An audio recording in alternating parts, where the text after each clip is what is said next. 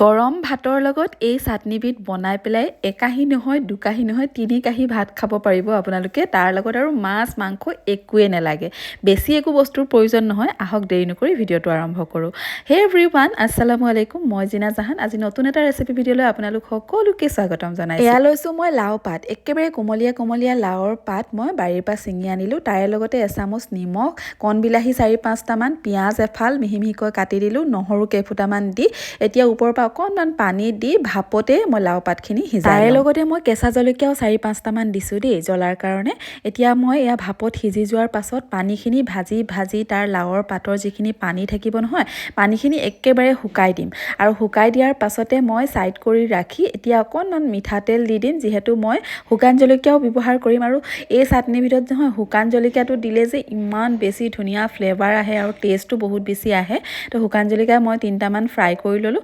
আনফালে মই লাওৰ পাত, পিঁয়াজখিনি, নহৰুখিনিও অকণমান তেলতে ভাজি ল'লোঁ, পিঁয়াজৰ যিটো কেঁচা ভাৱ সেইটো যাতে গুচি যায়। আৰু এতিয়া মই একেখন পেনতে তেল অলপমান দি দিম। আৰু আজি মই মিঠাতেলেই লৈছোঁ, কাৰণ চাটনিত মিঠাতেলৰ ফ্লেভাৰটো বহুত বেছি ভাল আহে। মই এয়া এবাটি বাদাম লৈছোঁ, বাদামটো কেঁচা সেইকাৰণে মই ভাজি লৈছোঁ। আপোনালোকৰ ওচৰত যদি ভজা বাদাম থাকে তেতিয়া আপোনালোকে ভাজিব নালাগে। আৰু মই তেলতে এয়া গৰম হৈ যোৱাৰ পাছত বাদামখিনি দি দিলোঁ, আৰু 2 মিনিটৰ পাছতে মোৰ বাদাম ভজা হৈয়ে গ'ল। এতিয়া মই বাদামখিনি এখন প্লেটত তেলখিনি চাকি পেলাই উঠাই ল'ম, আৰু বাকলিখিনি মই এৰুৱাই ল'ম।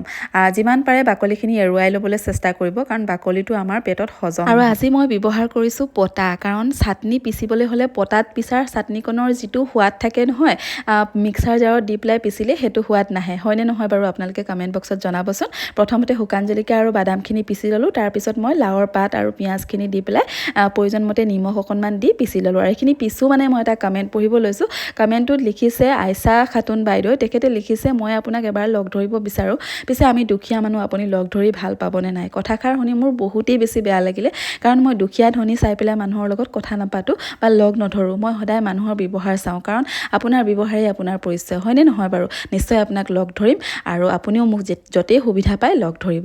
এয়া মই পিচি লোৱাৰ পাছত ওপৰৰ পৰা অকণমান কেঁচা মিঠাতেল দি দিলোঁ, আৰু আমাৰ চাটনি হৈ গ'ল ৰেডি। একেবাৰে গৰম গৰম ভাতৰ লগত পৰিৱেশন কৰক, ইমান বেছি সোৱাদ লাগে নহয়। আপোনালোকে একাহী নহয় দুকাহী ভাত খাবই।